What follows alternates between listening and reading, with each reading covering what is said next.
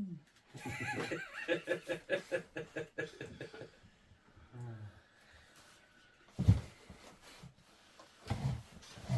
am ready. They built the city to see what makes us tick. Last night, one of us went off. Not the best tagline from a film ever, but hey. This is the Cult Faction Podcast, episode 94, with a spotlight on Dark City. City.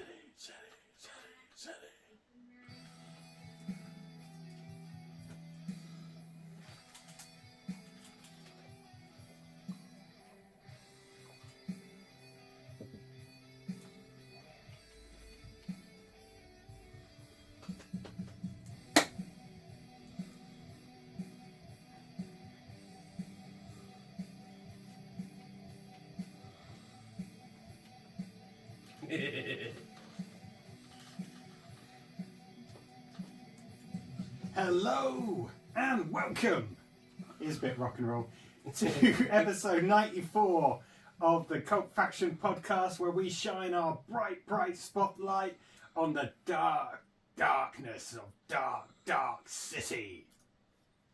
Just like that. That was very dramatic.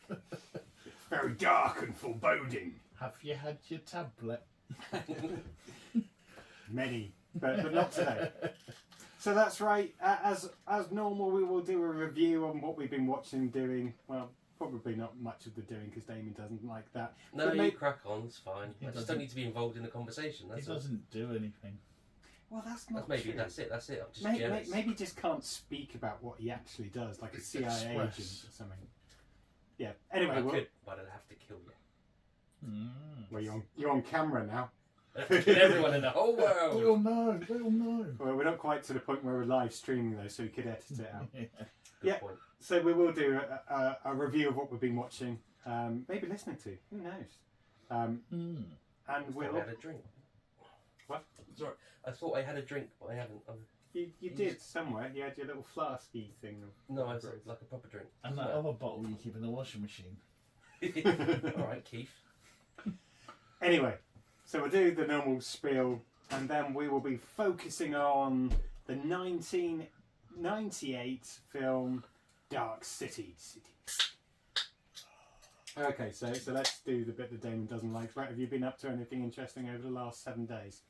Yes. Wow. Really? Oh, yeah. Okay, what have you been up to? I am now... Dun, dun, dun. Did you get another certification? Drum roll. I did. Well, it's got to be sent through yet and all that. Sure. But I passed the course. I'm now a level 1 official coach of British wrestling. I thought you already were a level 1. No, that was that was catch wrestling. But I'm a coach level 1. This is British wrestling. This is like that stuff you see on the Olympics. Oh, does that mean... Is that one we just rolled about on the floor? They're all a bit like that. No, you're like, like in American high school. WWE isn't rolling about on the floor. That's jumping off of the corner thing, whatever it's called. Yeah, they roll around on the floor one. Yeah. If you the one like Kurt Angle, like Olympics. Yeah. One like in Saved by the Bell. Yes. Yeah. Bayside Tigers The rule. the kids do so they can get into university. Yeah, Yeah. that one. So you can train kids on how to wrestle. Yeah. Cool. In that style, officially now. But no other style. Well, I can do other styles, but not in that certification that I gained this week. Cool. And Does Lee have that certification? Did he have that like last year? No. Ooh. He hasn't got that one. Oh, cool. Okay. So that was pretty cool. So you've got new power. You've leveled up. Yeah, leveled up. And that's pretty much been it, really. It's just been school. Hey, sounds and impressive. holiday weekends. But that was basically all day Saturday. In, what's it called? I don't know. A gym? No, yeah, Dojo, not a dojo. It wasn't. It was a gym. Oh no, where was it? I don't I don't know. know. Warwickshire. Leeds. Yeah, I think it was. Steak pit place. No, that's Not Wigan. No. Birmingham? Up near where that bloke's going to get Up a near hat where put the on air his is head. clear. Up near where that bloke's going to get a hat put on his head on Saturday. That there, London. Up near around that way you are. Windsor. Windsor. There we go. We got there in the end. Nowhere near Windsor. Warwickshire then. No. No, it Begins with W. W though, so you know. Well, it's not geographically, I can geographically, like in the alphabet. I can see why you don't like this bit. Although distance is relative, so you know.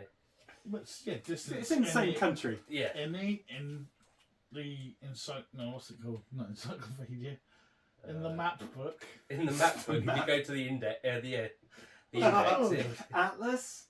Atlas. Oh my god, it's really It's coming going to be to one of this. those nights. That's what happens, kids, when you don't use those bookie things anymore. I need a teacher in charge of the next generation. Oh, next year. So, Damien,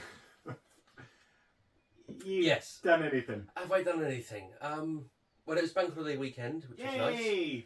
So the Alfie's Grill Station got its first outing of the year. Oh, a new T-shirt arrived. I like it. Santini Air. That's cool. I think that's about it, really. Yeah, that's it. Cool. Work, obviously. Yeah, goes without saying, doesn't it? Unless you're a teacher. So. Oh, here we go again. Tell me how tough your job is. No, What about I'm not yourself? saying that. What have you? Move on. Move this. He was teeing himself up. So I've been two working. projects and a project one. Yeah, that's right. I am still managing 2 projects, Brett. Thanks for mentioning.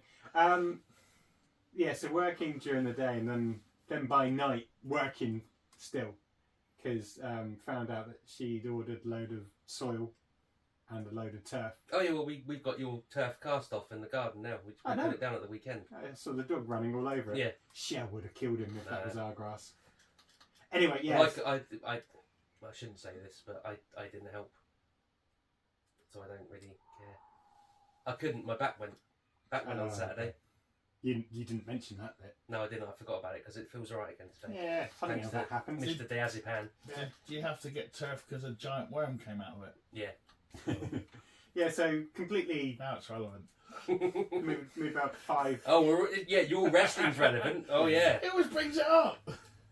He didn't bring started that it. up. No, this time I did, but he normally always brings it up. Oh, okay. Only when you mention it. Anyway, yeah, so moved about 5 tons of dirt, laid Yeah, I heard about that. the grass, and then found out on the Friday that she would get another couple of tons of stones. So Saturday morning, moving stones and putting that by the barbecue area. God. Yeah, so yeah, that's been about it. And then barbecue at the weekends, and then just chilling out, trying to relax a bit. Nice. Cool. That's pleasantries over with. Summers, what have you been watching? I haven't been watching much this week. Where have you been honestly. getting Wrestling. coaching? Just, yeah, I'm sure there's things I've forgotten that I'll Oh, I'm sure remember there in a are. minute. I still haven't seen any of the new Inside Number 9 yet. I've got No, me neither. And you have. after 20 years, pulls ahead. Yeah. No spoilers. No, you can't even mention it, let alone no spoil. Just no.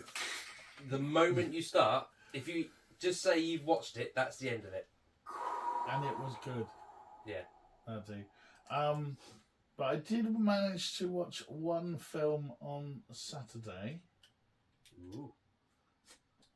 It was on, I believe it's on the Netflix, Okay. and it stars Jeffrey Dean Morgan, Oh yeah. Cricket Brown, William Deaf Sadler from Bill and Ted, and Carrie Yules. Yep. You'll remember him from We all that know him. film. Elwes. Yules. It doesn't matter. It's not important. We went through Carrie this when we Elwes. did Princess Bride. And it was called The Unholy. Do you know what? It's been on my watch list for the best part of 2 years, and I've still not got around to watching it. Should I bother?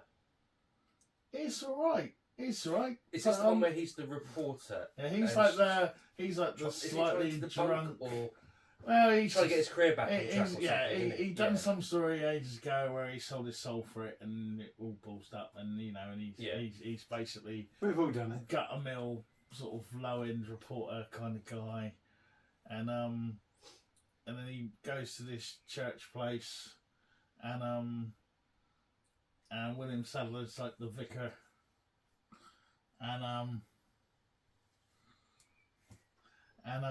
his daughter's his adoptive daughter, the one he looks after, is deaf, and then she sees this tree, and there's like a holy visage in the tree, and suddenly she can talk.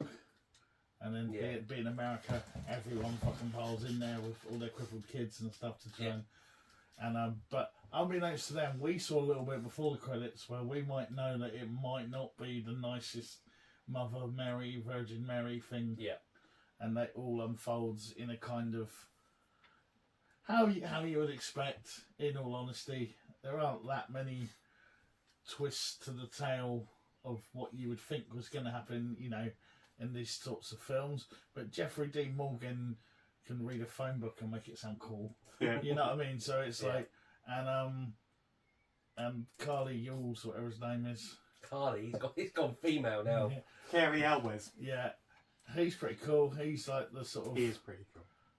And William Sadler's always good. You know, it's got a strong enough cast of A-list, C-listers to kind of carry it through over the line. And there's a few other people you'll recognise through it. And is it worth watching? Things. Yeah, I'd give it a solid, like 6, 7 out of 10. You know, it's okay. I'd watch it. No, it's no, not 6 or 7. It's not rubbish. It doesn't disappoint. It's just not great. It's just not original enough. You know, it takes what you think is going to happen. Pretty much happens. I think that's why I've not got around to watching it because, like I say, it's been on my list since it dropped. And it's all kind of, it's enjoyable. It is what it is. It is what it is. Yeah, if you like those sort of films, you'll like it. Cool. And give it a go. The Unholy on the Netflix. On the Netflix. Damien. Paul. The only thing I've been watching is Yellowstone. That's the one. Yeah, Yellowstone. Where are you now? Damien Dark has been season 2. Yeah, so he's on the scene now. Probably about 3 episodes into that. So he's. Have you been to the shop yet? The shop? No, clearly not, because that doesn't mean anything to me. I've got a shopping list. Has the woman, you know, the one who's married to the son, has she been to the shop yet? The woman who's married to the son. The native first generation American lady. No. So she's just moving back into the ranch with Casey. So the last episode I watched, Damien Dark had arranged for someone to attack Beth. Yeah, and she's like, "Go fuck yourself." Exactly, and then which was awesome. Sent the guys back, dead, obviously dead, with return to sender pinned to their chest. So that's as far as I've got. But what? It's got Beth. So like I said last week, when I compared it to Sons of Anarchy, it's exactly that they're all arseholes, but you're now rooting for the arseholes. You picture arseholes you like. Yeah, exactly. It's well worth watching, I think. But clearly, because it was sort of 5 seasons. We talked about this last week. I'm not going to go over it again. No, that's cool. But when you get to the shop, you'll know what I'm on about. Okay. But and it always makes you laugh though, because I forgot his name. You're getting further and further away from the cool one that is kind of her boyfriend, but he's not. He saves her in that one. The big guy with the black hair and the beard. He runs all like the cowboys on the ranch. Right. He's the ginger guy. He's the coolest dude, isn't he? Yeah, but he's the ginger guy with the bat and Dazed and Confused.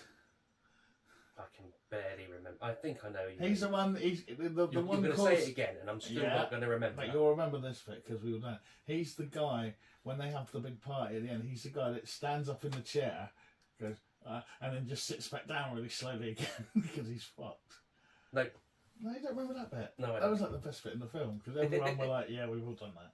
Yeah, I'm not saying that. And but obviously he's found a gym in the last 3 years and become really cool. I don't know if he's found the gym, just bogged out. Cool. Okay. So. All right, you, Paul. What about you, Paul? You've been itching to speak since I started talking about Yellowstone. So I was flicking through the channels, BBC 2. Inside Number 9 was on. Yes. So I don't know whether it's a new one or whether it was a repeat. Was this Thursday? I don't know. It's all new ones at the moment. Okay. So, just so I'm clear, so it starts off with 2 brothers coming back. It doesn't matter. No. No, every episode is different. Yeah, no, that's why I want to see if it's a new one. So we don't want to know. We know they're new. Right. So You know we know they're new.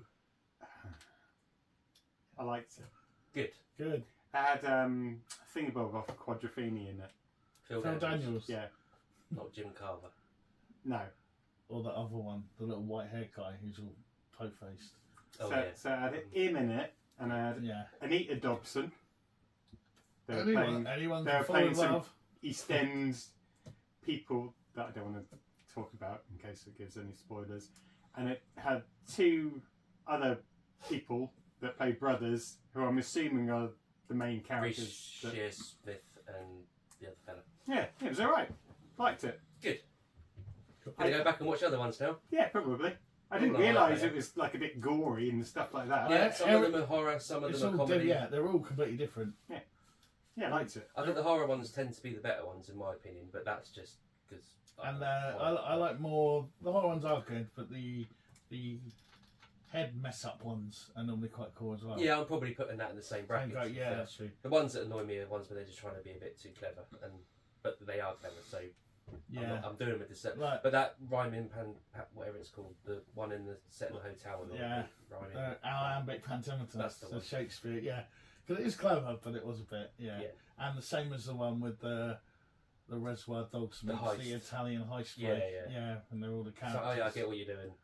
It's clever. We got it. But then they even say that in it, and it was like one of those. Well, we want to do this, and we can do it. Yeah, because we can. Yeah, exactly. And who can blame them for that? Yeah. So what's that? No, that's fine. We didn't give any spoilers. I wasn't allowed to talk about. We didn't give any spoilers there, did we? I didn't give out any spoilers. No, but you want to. I don't give out any spoilers. Also, I'm getting the bell ready now. Also, watch the freshest channel available. ITVX. That's right. And we did the Hunt for Round Moat. I think it's only like four episodes. I need to be. Is this where Gaza came along with a bucket of chicken? That's the one. It is. I thought it was. Yeah, you don't see Gaza. Oh, and he gets someone to play. He gets mentioned though. Oh. Really interesting because I forgot a lot about it. Probably because I was busy and stuff. I mean, I remember it being on the news and stuff. But yeah, it was interesting to see what actually allegedly took place. Yeah. So yeah, like that. I've got two other things to talk about. Brett, I can come back to you, or I can just finish. No, that was you can answer. Okay, cool. So second series of Sweet Tooth has come out on Netflix. Oh, is it? Yeah. I haven't finished series 1 yet. I got about halfway and then forgot. Yeah, so I guess. If you remember at the end of season 1, I think I made the comment like they've got lots of strange looking kids and not very good makeup. Yeah, I'm struggling to remember how it ended, to be honest. Yes. I think I only carried on watching it for the sake of this podcast. I don't think I enjoyed it that much. It's alright. It's not I remember, brilliant. I'm just trying to remember. I remember they found another family and him and the large gentleman is protecting him. I think then people attacked them. The big man. And then they sort of like, I think the family died, but they whooped them and got out. And then they were roaming again. And then I think he found something where he thought his mum was, and they were heading there. Yeah. But I don't think it was his mum. I think it was the zoo lady. So season 2 is all about trying to find the cure for the disease, and also trying to break out all of the kids from the zoo. So I think we watched about 3 or 4 episodes of that. It's good. I will watch it. I've got 5 seasons of Yellowstone to get through now. And the only other thing I think I watched was Peter Pan and Wendy, the live Disney remake, I want to say. I mean, there's been so many Peter Pan, Hook, Wendy's, all that kind of stuff. So I think there was some controversy about this because Tinkerbell isn't looking the same as she did in many of the cartoons or live thing, and even Peter Pan doesn't look the same anymore. So some people, potentially out in the States, don't like that Disney have done that. But do what they like. Is it similar to The Little Mermaid? Yes. But either way, even if they were white characters, black characters, Indian characters, whatever, it wouldn't help this film one iota, because it's still crap. Crap. Yeah, I don't think I've watched any live action version of any, like they did the Jungle Book, etc. Because I think part of the magic is that it's animated in the first place. So no matter how bad the story is, or no matter how bad the script is, it's all about the animation. The problem with Peter Pan is they've done so many live versions anyway. They haven't done anything radically different in this one. It's just... Although, to be fair... rehashed. The story's story, isn't it? Yeah, but sometimes they try and do like a prequel where Hook becomes Hook and all that kind of stuff. Make it darker or... but no. It's literally almost like it's rubbish. Frame for frame live shoot instead of... Yeah, so that was a waste of an hour and a bit. I got that looked forward to. No, as in at some point, as the years go on, the Disney... Yeah, but you can just steer them away. Yeah, they don't exist. The rubbishy live action ones. True. So, is anything else from you? No, I mean, the only big news thing that's floating around at the moment as we record is apparently it's gonna tilt the MCU DCU side again. As I know you're excited, David. But at that news you almost spat your drink out. I saw the excitement in your face.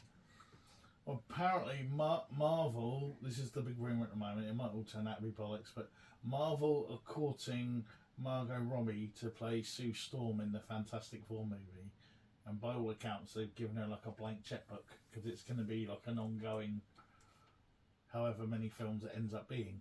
And obviously, and then everyone's going, but she's Harley Quinn in DC, and in the DC films, so it could be the even though people have played them in other movies, this might be the first defection.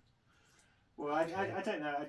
The only thing I'd say is I don't think Margot Robbie's necessarily swayed just by the check at the end of the day.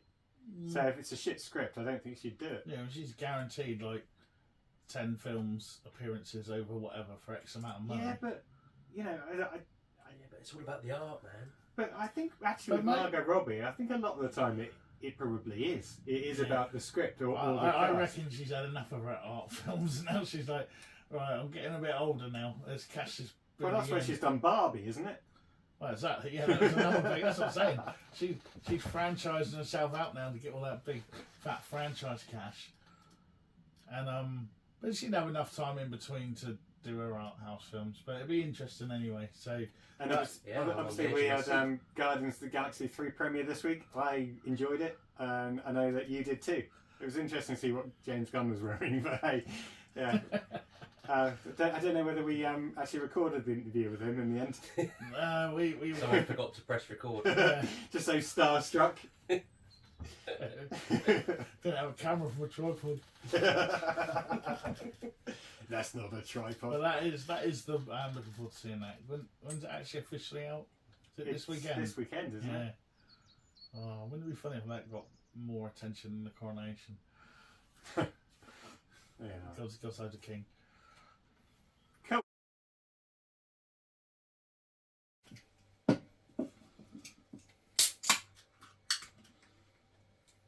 Ready.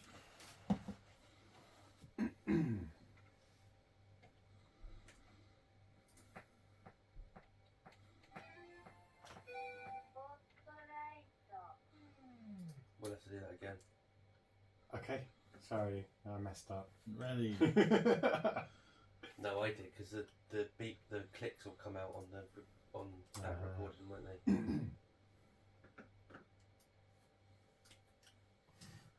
So I'm going to turn the clicks off. Okay. Doesn't matter because we've got the intro. Yeah.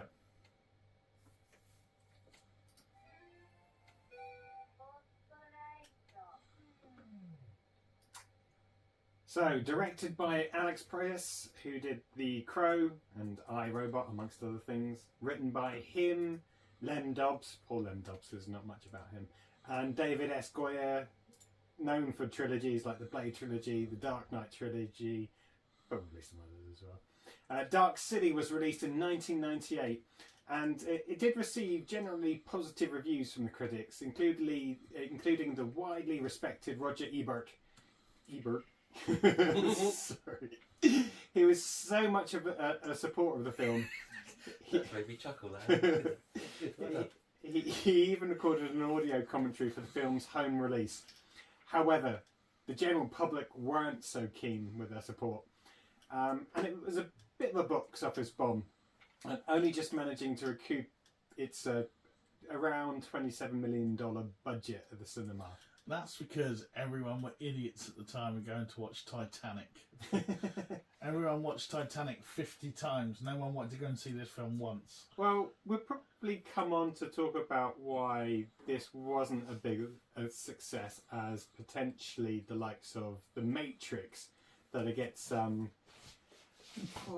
I mean, I don't want to give away our thoughts and feelings. Do I need the spoiler bell already? No. But obviously, lots of people have compared the storyline for this and The Matrix, and there are some similarities which we might talk about.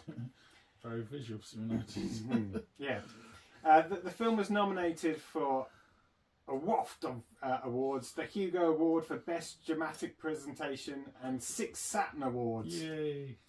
Some critics later noted that Dark City's similarities to and influence on the Matrix film series, as I mentioned, whose first instalment came out a year later, and the film is now widely considered a sci-fi cult classic. But does it hold up almost 25 years later? Does it? Does it? Does it? Does it? Does it? Let's find out tonight as we shine our little light on Dark City. Oh, my light. So, if we talk about the main cast, I think I literally stopped at Melissa George for obvious reasons. Many have. Yes. So we had Rufus Sewell as John Murdoch, William Hurt, R.I.P., as Inspector Frank Bumstead, Kiefer Sutherland as Dr. Daniel P. Schreiber, Jennifer Connelly, Jennifer, as Emma Murdoch / Anna, Richard O'Brien as Mr. Hand, Ian Richardson as Mr. Book, Bruce Spence as Mr. Wall, Colin Friels as Detective Eddie Walensky, John Bluthal as Carl Harris, Mitchell Butel as Officer Hasselbeck, and Melissa George as May. Yeah, that Australian soap opera actress, similar as other Australian soap opera actors and actresses appeared in The Matrix, so they're obviously setting the groundwork. And I think it was also New Line Cinema, and some of it was filmed in Australia. Yeah, in Australia. This is the girl. Yeah, I did you get his name? Oh, you did. Sorry, I was going to say, John Bluthal. That's Carl Harris. Best known as the strange one in Vicar. Well, they're all strange in Vicar Dibley, but the boring one in Vicar Dibley. Took me a while to clock that. I was like, I recognise him. Anyway, carry on. Sorry. No, cool. So that was the main cast. As I think we mentioned last week in our podcast, Rufus Sewell was one of those strange ones where if this had been a box office smash, his career would no doubt gone a different direction. Have gone very, very different. Is there anything I can think of him in the last probably 10 years now, because it probably is that old, would be something like The Man in the High Castle. Oh yeah, I forgot about that. But that's probably about that old now, even though I don't think it is. I can't can't think, what else have we seen him in? I don't know. No, that is it. That's all I can think of as well. I'm not going to IMDb it. Oh, yeah, I'm just saying. I'm sure he would have popped up in some Apple series or Netflix Amazon series. It's probably someone either shouting at the screen or shouting at their podcast app saying something. Or you are Rufus Sewell just screaming at us. Sorry, Rufus. How dare you? I've been in this. No, we like him. I'm just saying but nothing against the fella. He takes more of a backstage. We think he should have been bigger. Yeah, we do. What I found very interesting as well, this is very much before the rebirth of Kiefer Sutherland, isn't it? Yeah. This is Kiefer Sutherland almost playing old man before Jack Bauer came and saved his life, because it's Absolutely. almost This is he's on his uppers here. Let's put it this is that one way. of the bigger on the end, and he's almost like, you know, he's doing that character actor thing. He's cool in it, but he isn't like anything that you'd see from about 10 years after this, where he's suddenly like kicking doors down and damn it. Yeah. All right. Well, before we get on to talk about the plot and go through, let's talk about giving our own little interjections and so on. I did have a question, but I don't know who's in general. Well, you've interrupted me now, so you might as well carry on. This is true. Go on. No, all it was with the characters. Do we know? Are there, because there's some quite strange names? Do we know anything about the names or anything? Are they of people or references or? I just assumed I didn't know. it's just because they all have a hive mind that it's just almost like the three of us going, what should we call ourselves? Mr. Camera, Mr. Microphone, Mr. Yeah, cool. Bus. No, that makes sense. That's cool. I like that as well. Yeah. See, for a minute, I wasn't sure whether it's like, well, Walensky, you know, it's New York. New York, kind of Polish background. Yeah. But Hasselbeck, but you're you right. know. Yeah, because it's Eddie, it's John, it's Frank, it's Daniel, it's Emma, it's all Carl, May. You know, basic. Yeah. Yeah, no, I like that. I was not aware of that. Thank you. Sorry, Paul. Bumstead. Yeah. I mean, I don't. You could go anywhere. Cool. Okay, so first thoughts or recollections, shall we say, before we talk about the film and walk through the plot. Hands up, will say that similar to last week when we were talking about this being my nomination, I didn't remember too much apart from some buildings moving, Jennifer Connelly, and I think there's some beers involved, and apparently someone was there watching it at the same time. So probably a lot of that is to blame on him and my drinking because he was there, trying to numb the pain. You know what it's like when he sat next to you for 4 hours. Yeah. Who knows? We could have had wrestling to come, with WWF. Maybe that was it. This was the film you were watching before to kill the time. WrestleMania 4 or Actually, whatever it number probably it is. Because chances are we would have been watching it on a Sunday night. Yeah, I bet it was. I bet it was for WrestleMania 10 or something. Something stupid like may that. well have been. What year was this? 1998. Let's not worry about it now. Yeah. Let's sit here and work it out. Oh. Yeah. But anyway, my memory of this is that the version I watched on Amazon isn't what I watched. Did you watch the director's cut? I don't know. Well, one we watched, and that's the only time I've ever seen it, did not have a voiceover, and it pretty much told you every fucking detail in the first You know one. Okay. I'm glad. So I wasn't paying any attention to that when it first started because I was doing something else. Yeah. So I missed it was on. I knew there was a voiceover, but I wasn't listening. So that didn't detract from my viewing experience. But I can see if that's what it did. That's ridiculous. Yeah, it never had that. We must have watched the direct. Maybe it was one of those like film nights on Channel 4 or something. You know that when like Mark Commode comes out and goes, hello, and you're as cool as me now because you've stayed up late to watch this. Yeah, whatever. So they put the voiceover on because they didn't think the audience would be able to pick up what was going on unless there was a voiceover to start with. Yeah. Good old Americans. Okay, Damien. Do you know, I had never seen the film. I don't think I even heard of it. Ooh. Yeah, so this fresh set of eyes genuinely and an open mind. Just like passed me by completely. just what we like on Cult Faction Podcast. Yes. Okay, cool. So let's move on then. Let's have our little usual walkthrough of the film. I'd like to thank a certain internet website for helping me out of this because I didn't have the time to re-watch it again, going through the notes in full. So if there are any spelling mistakes, Brett, which you normally pick up on, or grammatical errors, It's my job. don't blame me. It's a cut and paste error. Yeah, I did try and change the odd word here or there. Fair enough. I didn't Time was not on your I side. didn't get that chat GPT or whatever it is to come up with my synopsis for me. Not yet. Okay, so we should crack on. Let's go for it. Okay, as on first. So John Murdoch wakes in a hotel bathtub. He has amnesia. He receives a phone call from Dr. Daniel Schreiber, who tells him to run from the hotel to evade a group of men who are after him. In the room, Murdoch discovers the corpse of a ritualistically murdered woman along with a bloody knife. He flees the scene just as a group of pale men in trench coats, aka the Strangers, arrive. Do you know what, this really annoyed me, right? Wow. So it started. So he phones him. Guy picks up the phone, and he says to him along the lines of, "Get out of there now. They're coming for you." Yeah. He drops the phone and starts to leave. Kiefer Sutherland's still on the end of the phone going, "Where have you gone? Where have you gone? You've just fucking told him to leave. So he's leaving. Why are you still at the end of the phone shouting to him, where have you gone?" And I think this is the interesting thing as well. So this is, what was it, a neo-noir sci-fi film. Almost steampunk-esque. Yeah. So they don't have Nokia mobile phones anymore where he could take the phone with him and have a conversation with the psychiatrist. Or Morpheus, psychiatrist. So yeah, that's it. Old fashioned. All right, I'm off. See ya. Off he goes. Yeah. Mm. And they made swirly prints on ladies' boobs. They did. Bit like they're like Saw. Very much like Saw.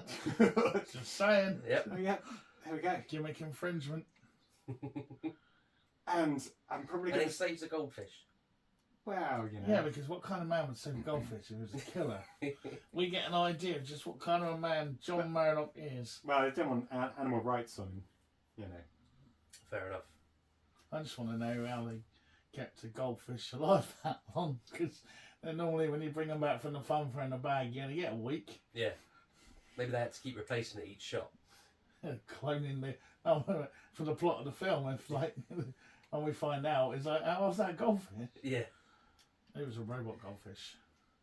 Or it could be some sort of symbolism for it, because I don't think it's necessarily true, but there was at one point everyone thought that goldfish only had like a 3 or 4 second memory. Oh, I thought you were getting the fact that the goldfish was trapped in a bowl and he helped him escape.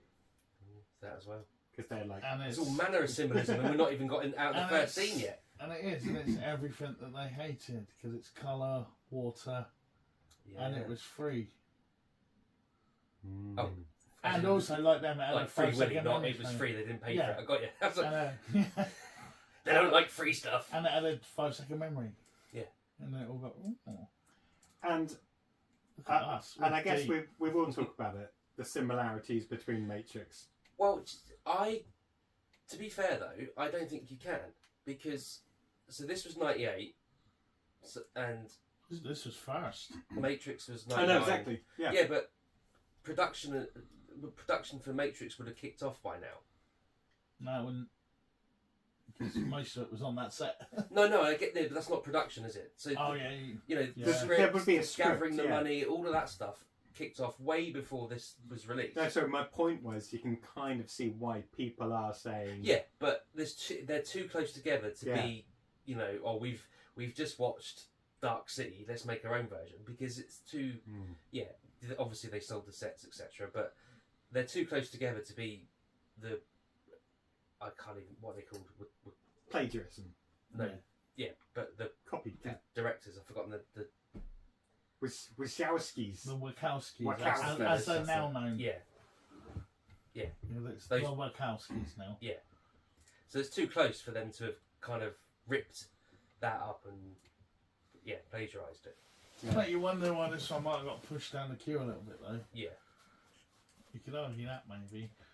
But you know who else argues? Police Inspector Frank Bumstead. He's arguing, and he's looking for John Murdoch, as he suspects he may be responsible for the murder of several prostitutes, all with swirly things on their boobs, like Saw. Murdoch can't remember killing anyone though, but he follows and learns his own name and finds out he has a wife named Emma. When the strangers catch up with him, we discover that he has the ability of tuning, which allows him to alter reality like the strangers have, and he uses his powers to escape. Yes, there's no messing around really. We know that he's got some powers, like shining. Yeah. So they manipulate. So they call it the tuning. The tuning. Mm. Yeah. Yeah.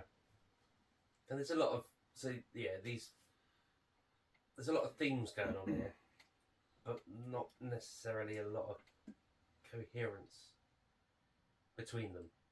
Yeah. It's jumpy. Jumping it's around. Really jumpy opening half an hour or so. But I guess, because I don't want to do it disservice, but I guess at the same time, maybe they are trying to say, look, he's just woken up with amnesia. There's a lot of rubbish going on.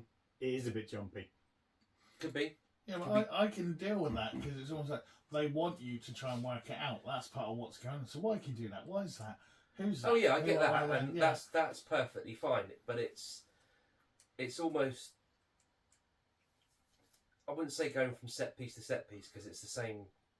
Almost, it's the same character going through it, so it's not like you're getting too. And they did spend a lot of money on the sets. Yeah. But you're right. Maybe it is. Maybe it's the director just wanted the audience to kind of feel the same as the main character.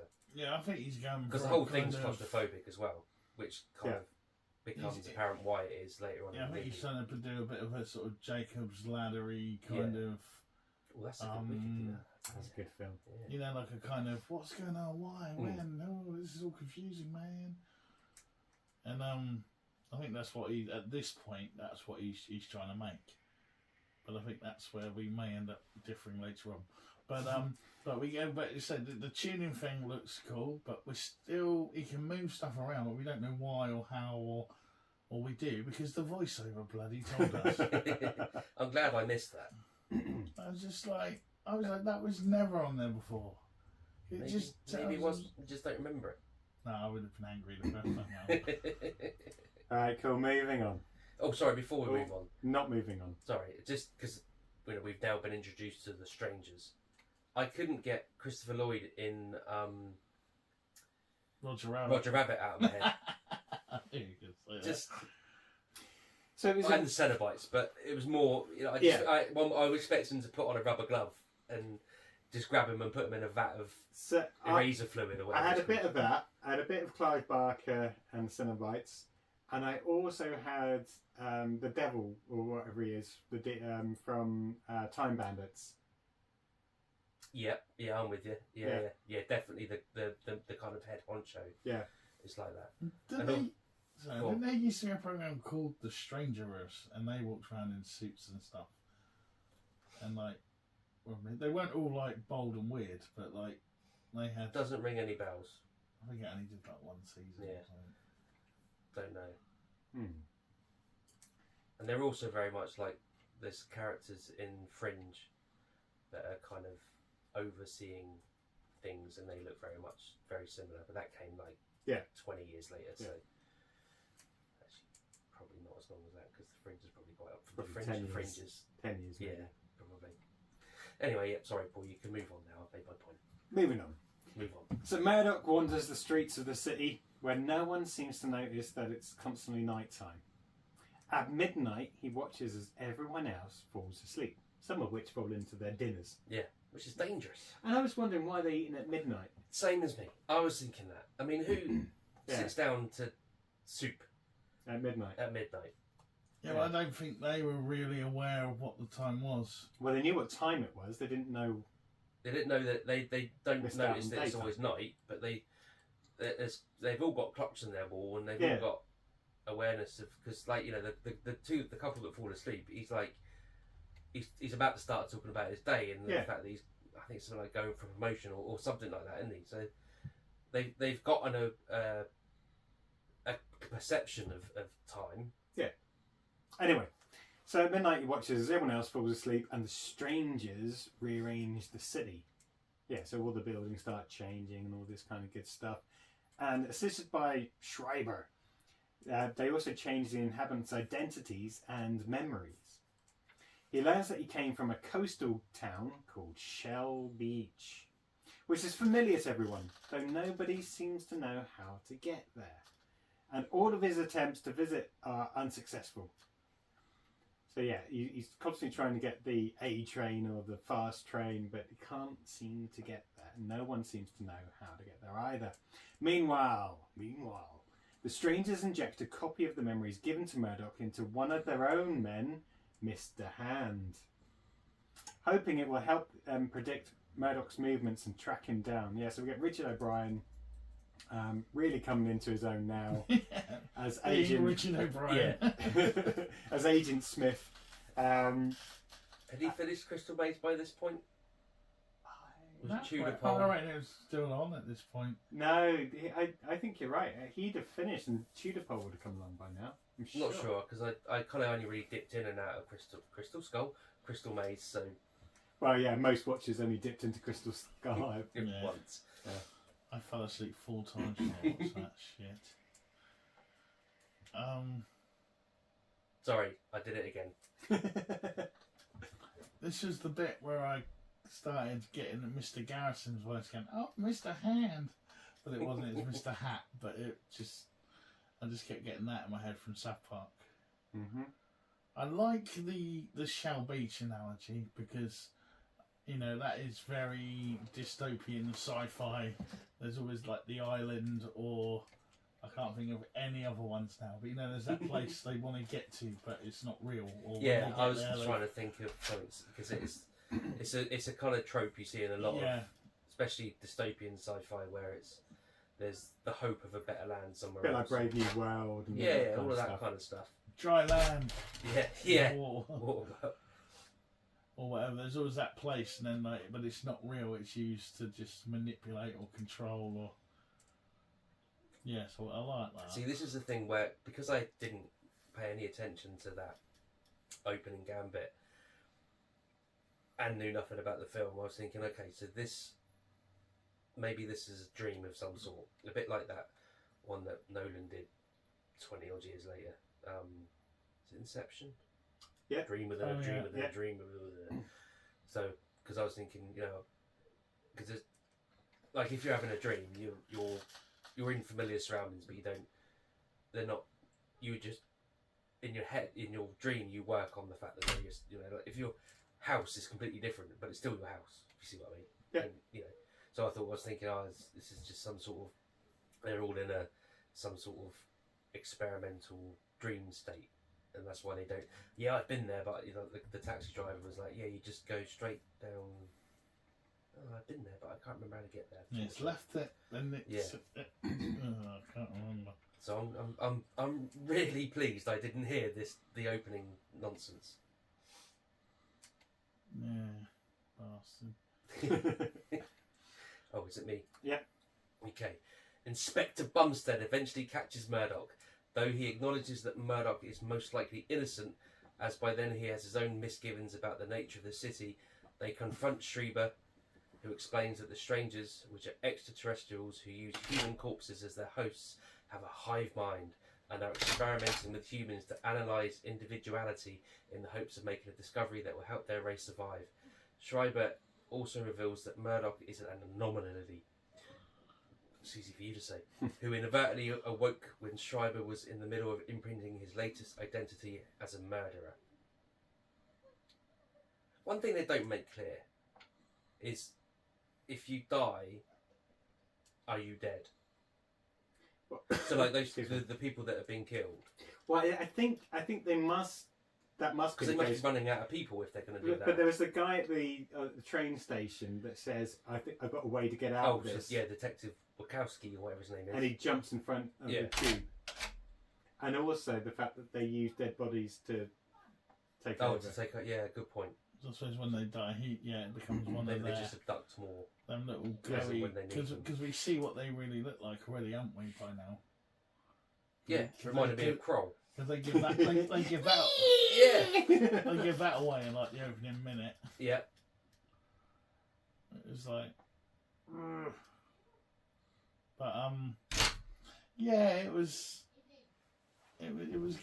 kind of building up here.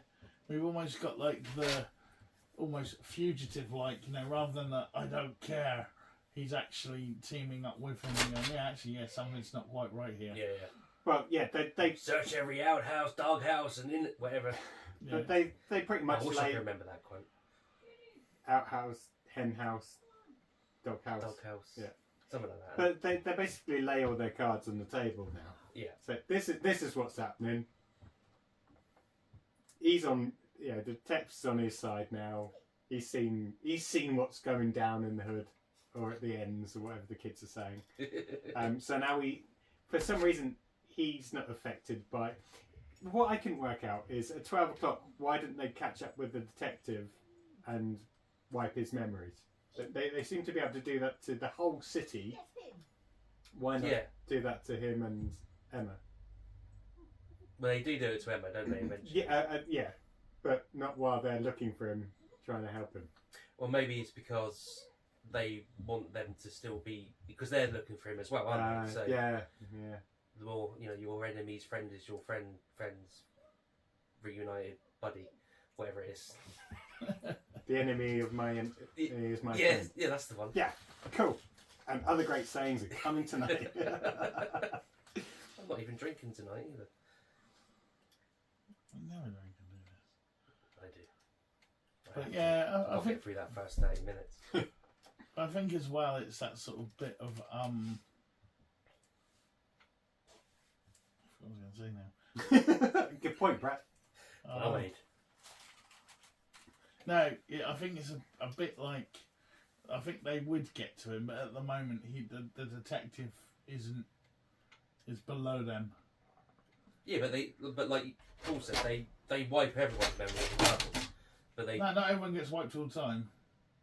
Don't they? No, because you see it, they go in and do it. So like that other time, I see what you're saying. They upgraded that poor family to the rich family. Yeah. And they do other because they just tweak it around. So at the moment, that cop is. But they all still. But everyone falls asleep. He falls asleep, and then he'll carry on with his case. Got ya. Or whatever else. Yeah. But if they need to, they can get him then. See. And as Amy said, they still hunting for him, so they're kind of keeping them on watch anyway. So if they can hunt them down, then helps them. His friend's enemy is the enemy of his aunt. It's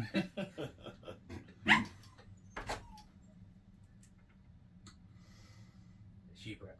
I know. I didn't realise you were going to stop talking. We did try and stall for as long as we could. I was talking rubbish for the last 30 seconds. Okay. So then Murdoch and Bumstead take Schreiber and attempt to reach Shell Beach, but instead end up at a poster for the town on the wall at the edge of the city. Frustrated, Murdoch and Bumstead start smashing at the wall and break through it, revealing outer space.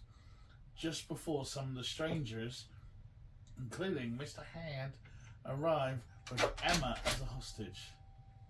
In the ensuing fight, Bumstead and one of the strangers fall through the hole and drift out into space, and the city is shown to be a deep space habitat surrounded by a force field. Ooh. Yeah.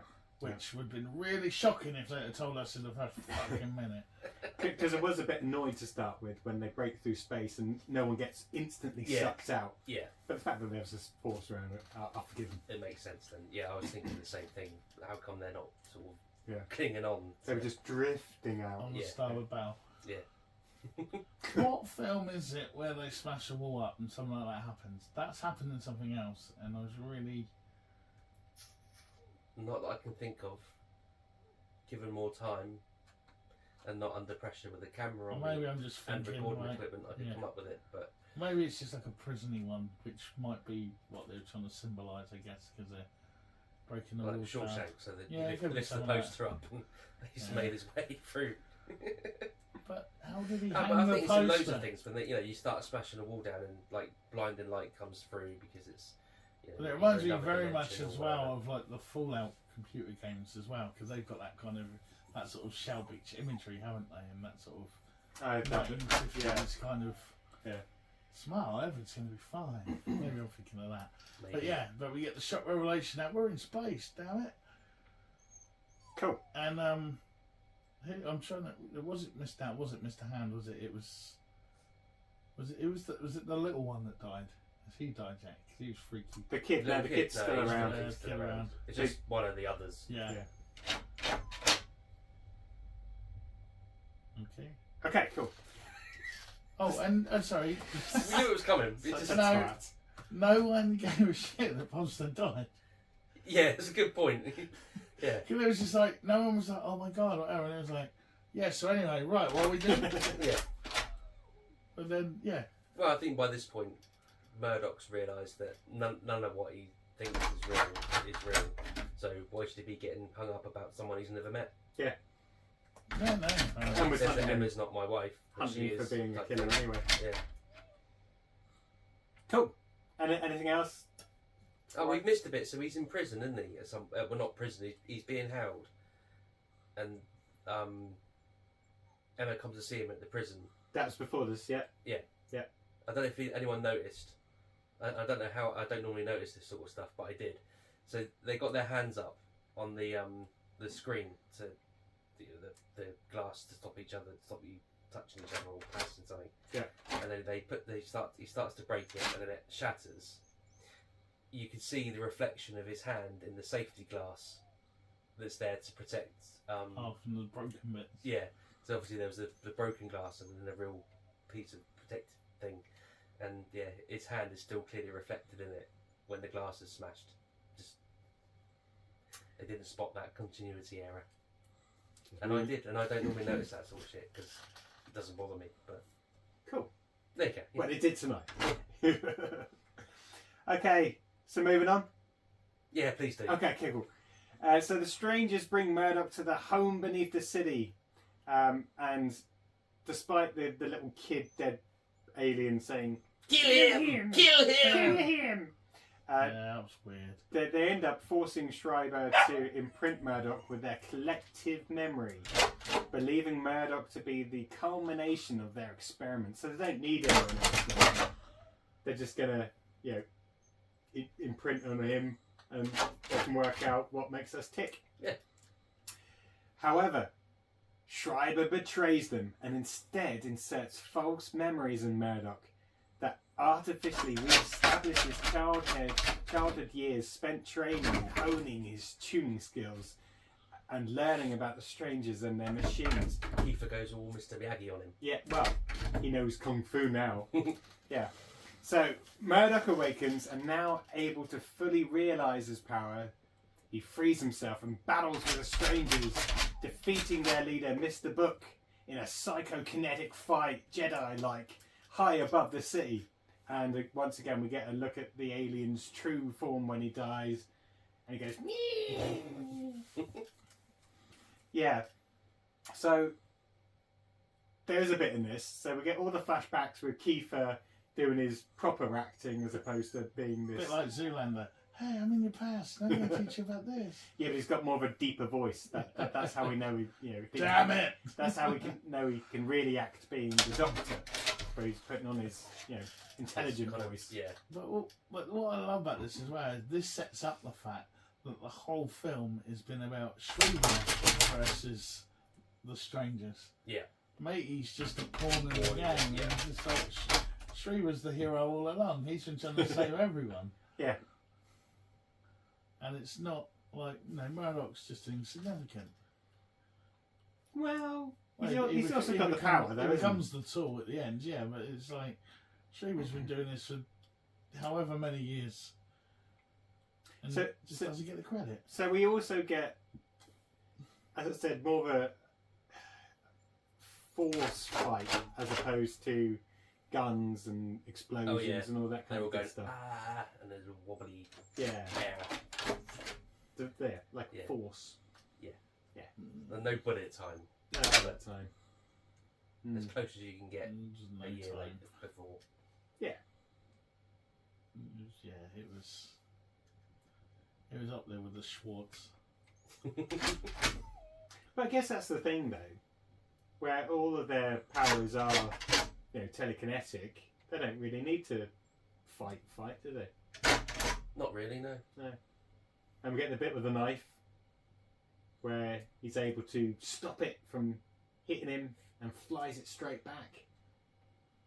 It's all clever stuff. I mean, it's all nice ideas. It just comes down to the execution.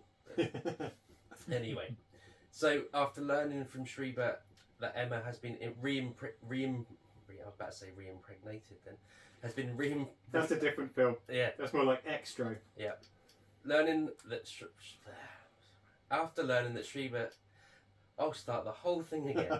After learning that Emma had her memory wiped and re-imprinted, there we go, and cannot be restored, Murdoch employs his powers, amplified by the Stranger's machine, to create an actual shell beach by flooding the area with force field with water and forming the beach.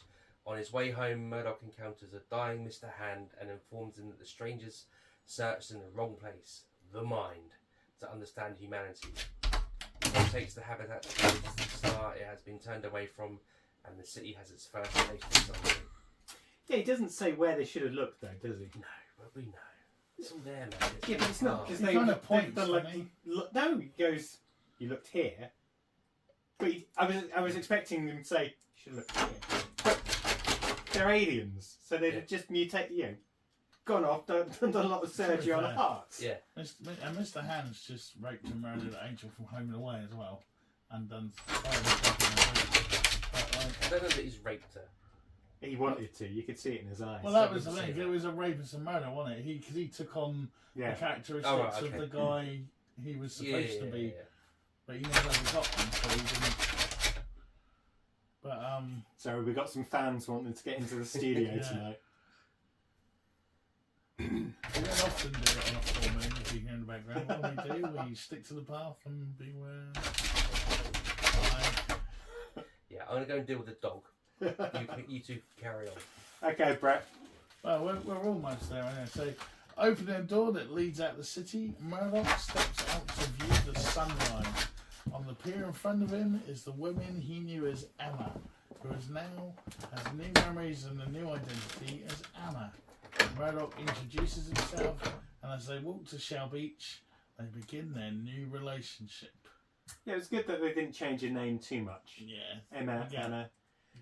Again, nice. So they're nice basic names, and a bit Truman showy. Bit again something else where then it's there. I can't think what it is, but something else sort of nicked that trick off them as well. You know, the way it was filmed at the light. I think there's even a film she's in that stole that clip. But yeah, and you just get the ending now where they're just left to develop with free will. Yeah, but at the same time, they're still stuck on a spaceship. Yeah, but he can control it now. Yeah, but to go where? I don't know. Well, we're heading back towards the sunlight, so that could be maybe he's coming back to Earth or something. Because he's turned it round now. We've got the set the sail. Yeah. Who knows? Maybe he's got to go through the kingdom of Hades, otherwise their bodies will be like stone. Yeah. I'm not wearing that t-shirt this tonight. Yeah, so we get a happy-ish kind of ending. But there is that thing, isn't there, that if she didn't like him, he could just make her like him. Yeah. Well, no. So remember, he can't change memories. Oh yeah, because that's done with the old syringe, isn't it? Yeah. Yeah, but Shriver's still around. No, he's not, is he? He didn't die. He did. I don't think we see him die, do we? I don't think we see him run off and... Does he run? I thought he's... we see the in battle. Some sort of weird chair thing being wheeled out in a big cage like Hannibal Lecter. Yeah, but then that all breaks off and he's like, because he has to put the injection in, doesn't he, on him, and then he gives him the super injection rather than the evil injection. Yeah, I don't remember seeing him die. That doesn't mean he didn't, and I didn't remember. It doesn't happen on screen, doesn't count. That is Hollywood 101. Yeah. You have to see a body. So we kind of get our happy ending.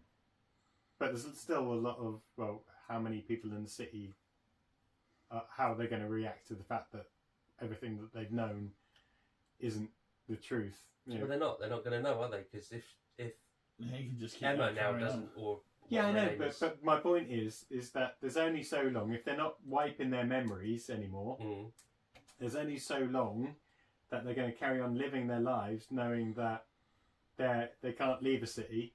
Yeah, but that's all they remember anyway. Yeah, but no, but you're a good point, because they don't have lives per se. So like the ones we were talking about earlier, where he says he's obviously talking about the factory or wherever that he works at. That actually doesn't exist, does it? All of their lives are made up. It just keeps resetting every day. midnight even. Yeah. They haven't thought this one through.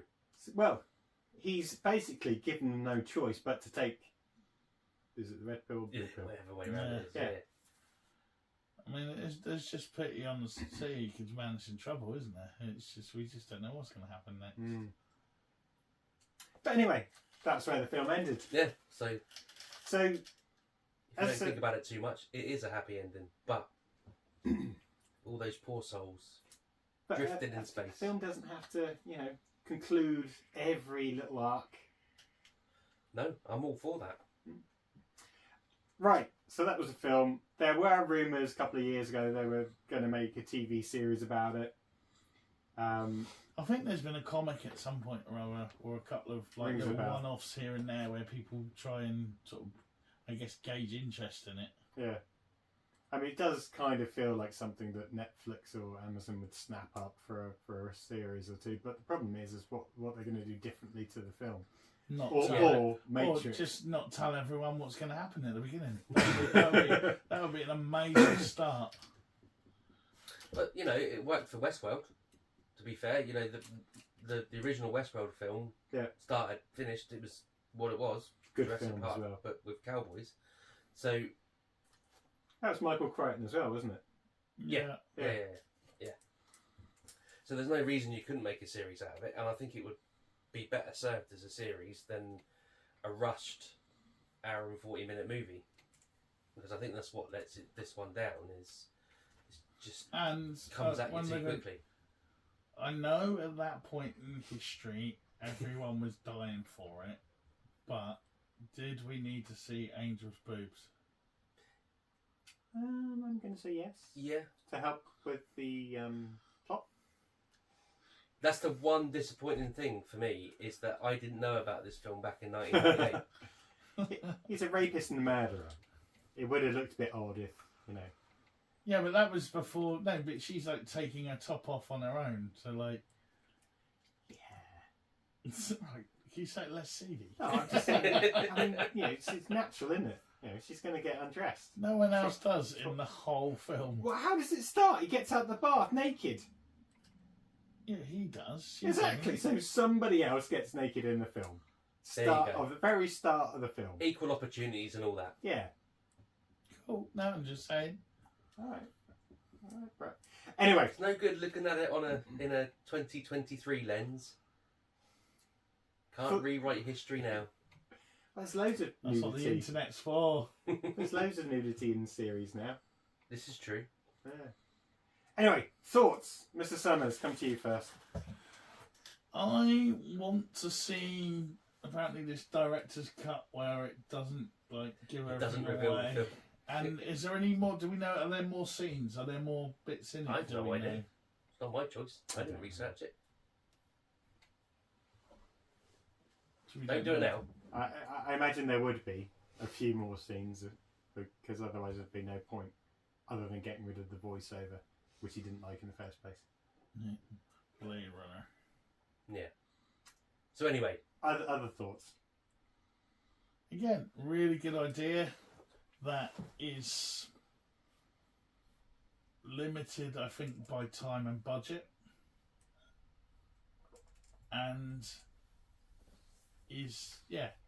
so what ends up is a bit of a rushed mess, but is kept above water by its weirdness and what's going on, what's happening kind of thing, and suspense elements.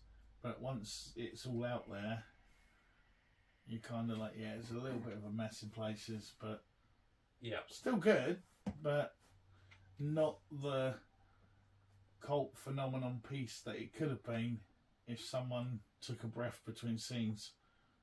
Maybe. Damien? Yeah, very much. I mean, it was nice to see John Bluthal doing something other than boring Frank in, I finally remember his name, in Vicar Dibley. But yeah, you're right. The opening half an hour is really, really rushed. Then it kind of just settles a bit for like quarter of an hour, and then it's rushed again. We get that the Shell Beach sign being knocked through, and then it's a rush to the end. Yeah. Because you've revealed what the deal is, which is cool, but you don't have to rush to the end. you can have a what am I going to do about it, rather than it's just he goes from bloody hell, there's a big hole and we're in space, to knowing exactly what he's got to do. Well, that was the point of the injection, though. Well, yeah, but that's what I mean. You don't need. There's, other means. There's just you could have eked it out and made it a more. It's almost so. It is. It's a film that's got a very good idea, but they've not built on that idea. It's a flat story. There's nothing else coming in that helps bulk it out or make it more interesting. It's just because it's a really good idea. Yeah. Especially if you think back to that time, we've seen it all hundreds of times since, but not so many. Well, not so many movies did it. There's obviously a lot of TV series and a lot of books, obviously, but it just could have been fleshed out a bit more. Not necessarily with more characters, just in some cases a bit more dialogue. Yeah. So, very similar points that I had in my head. There wasn't enough suspense. I mean, literally, as we said, in the first 10 minutes, it was revealed what's going on. Well, even from the first 30 seconds, but Still glad I didn't listen to that. But unlike a lot of other films, even The Matrix, they're building up what is The Matrix even before the film was released. Yeah. But there's no. Well, maybe they learned from this one what they should be doing, because, like I said, it's obviously being produced at the same time. This is almost that kind of this Dark City walked so that Matrix could run. Yeah. But it's very deep. There was lack of suspense. Even from the aliens from the get-go, you could tell that they were aliens from the get-go. There was no shadowy figures lurking and then just appearing and then going away and then appearing again at some mysterious point. It was literally, it almost felt like it was an episode of 24. We've got a set piece here. We're going to do this in a night. We're going to run through it in a night. We're going to culminate in the night. Done. Yeah. And yeah, it was filmed by Hunter S. Thompson rather than... Yeah. And there was no build-up. You didn't really get... Well, weirdly enough, you didn't get any character empathy, because even him, he lost his memories, didn't really care about it because she was having an affair. So he didn't care whether she lived or died. Yeah. Even he said, well, she means nothing to me. So there's no sense of, impending doom. Even him... Well, there's certainly no real connection between her and him. As in, you don't get the... Because they're also trying to relay that kind of... Yeah, even though the memory of us being married is a fabrication, but we're still going to be in love. It's like, you don't get the impression... They're trying to give you that impression that, almost that love conquers all, and they'll... No matter what guys... in love, No matter what guys they come back in, they'll always find each other, which I think is a theme in a lot of films. I can think there's some just like about there in my brain that's saying something like that. There's a film, definitely a film where it doesn't matter how we come back, we'll always find each other type thing. They're trying to put that in there, but again, it doesn't come across because when they're on screen together, there's no real... And a little thing that I find irksome that doesn't help. When she's singing in the nightclub, you can tell it's not her singing. Yeah. But, and that adds to the fact that it just doesn't feel that real. Some of the talking is done like that as well, though. You're right. There's quite a few dubbing issues, definitely. Because I was kept thinking it was the version I was watching, but apparently she sings in the director's cut. Apparently. Okay. Oh, okay. But again, that's style over content, because that her singing adds no value to the film whatsoever. No. Okay, so she's a club singer.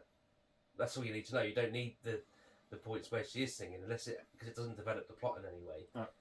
If she was having some issues with a punter and something, he saves her, or thinking about it, I don't think anything develops the plot apart from the villains.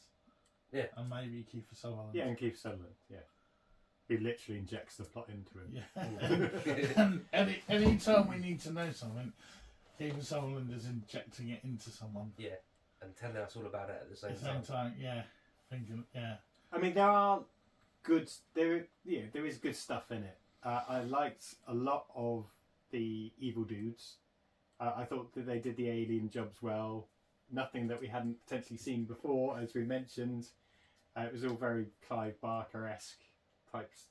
In fact, I think even one of them at the one point when they're doing that shot of the strangers, yeah, they're chatting. It's like, stand away. Yeah.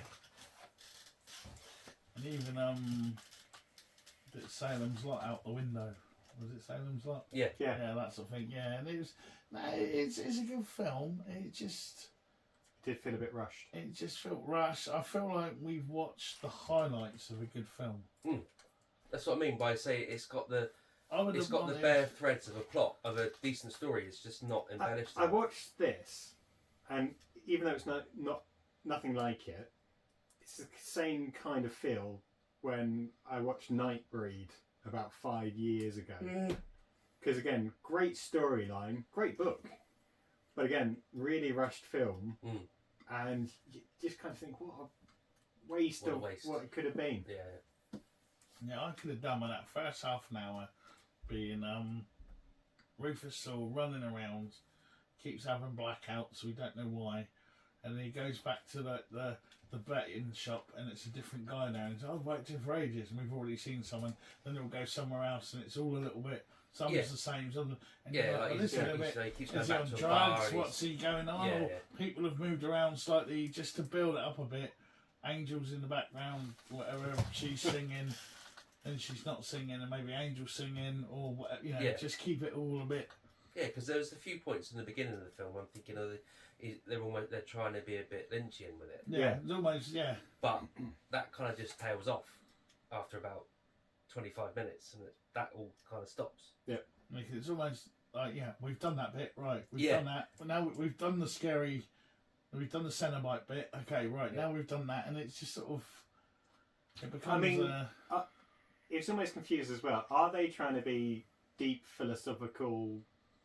One hand, are they trying to be an action film with another, and they just couldn't put the two together, and they came up with the mismatch? They should have just done away with kind of action sequences and just kept it. Because even the action sequences, there weren't any real fight scenes because, as you know, the aliens don't really need to use exactly. So make it more ethereal. That's not the word. I know what you mean. I'm not trying to say intellectual either. What's the word? Oh, it doesn't matter. Yeah. I could be here all night trying to think of it, and wouldn't help. Okay, cool. Well, let's. Drink when I'm doing this. Maybe we all should. Yeah. Let's go to some scores on the doors. So, start with you, Mr. Summers. I will go for.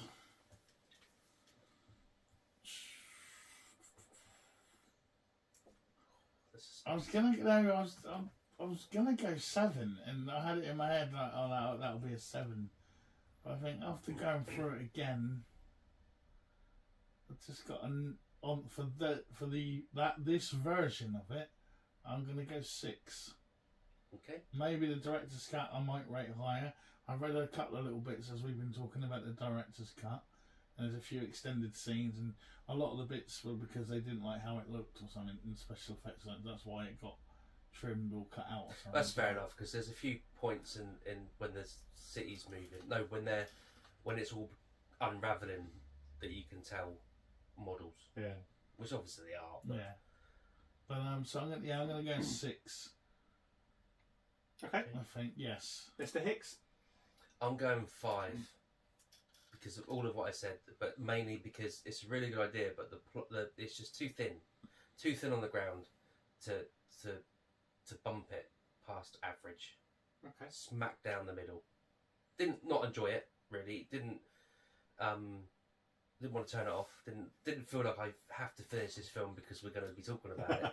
But I don't. It's not something that I'll go back and watch again to look for anything I missed or anything like that, because there isn't anything you missed. Do you know what I mean? They could have done again more bits where you look back and you see they pointed us in that direction, but we didn't bother paying any attention to it. Those like red flags are there for you to see. So 5. Okay. I'm going to give it a 6.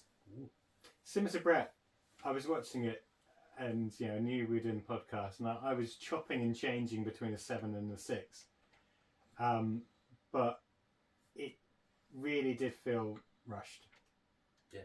And it would have been an easy 7, even an 8, if there was probably about 15 more minutes of the film. Maybe they got wind of the Matrix and thought, we've got to get this done before the Matrix comes out because we're just going to be dead in the water. Well, we sold our sets now. Yeah.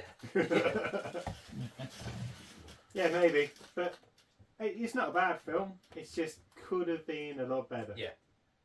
Cool. Okay. So what's that? That's a total of 17? we've had worse. Yeah.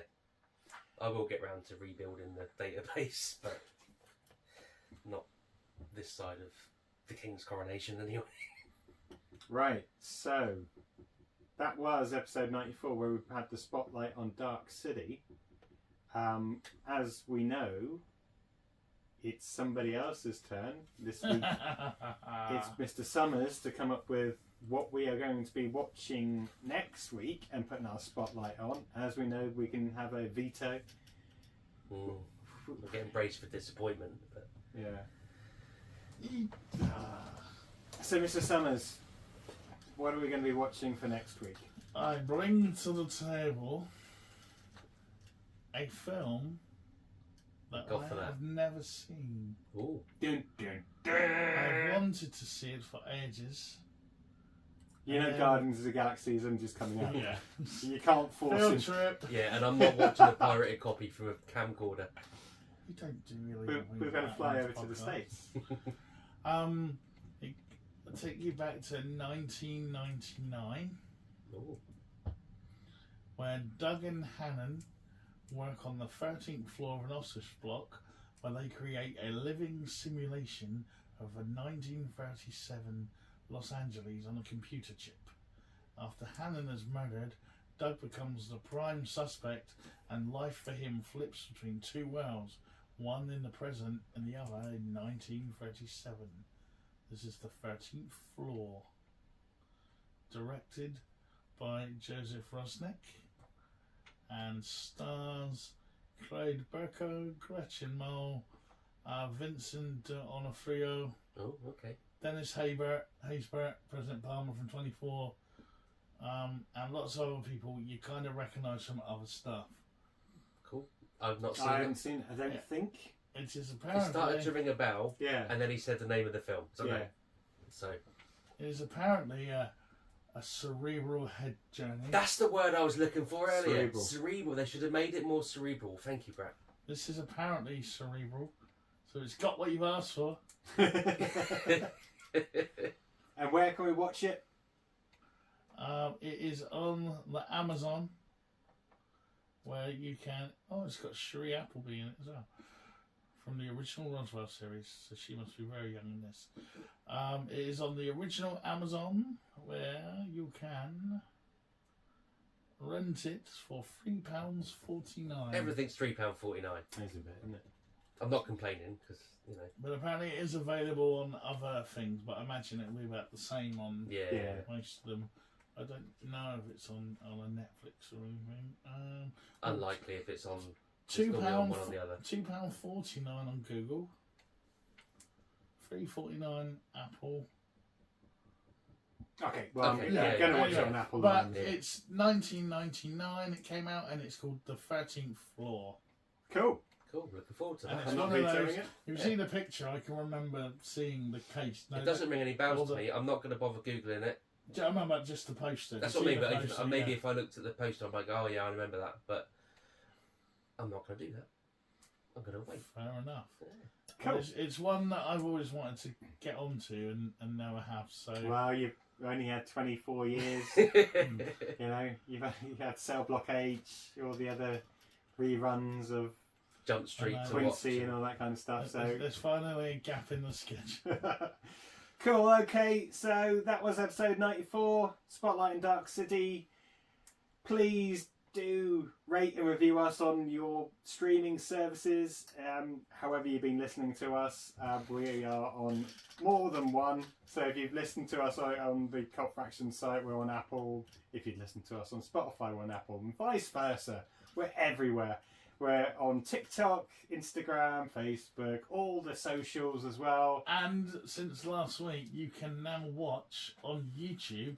You get the full uncut video of the podcast as live well. And not live, but recorded live. as live. That's recorded as live with all the bleeps, bloopers, and all the bits that get cut out on air. Me going to get the dog.